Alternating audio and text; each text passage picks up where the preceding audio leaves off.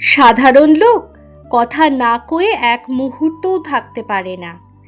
যদি কথা কইবার কাউকে না পায় তো মনে মনেই কথা কইবে। চিন্তা করা আর কি, আপনা আপনি কথা কওয়া।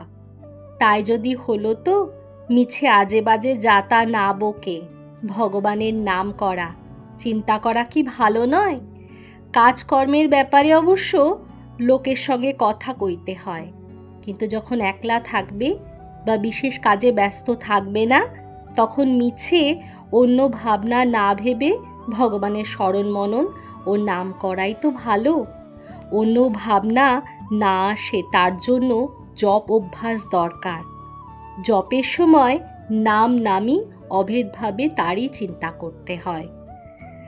যে নাম সেই নামই, অর্থাৎ নাম করলেই যার নাম তাকে বোঝায়।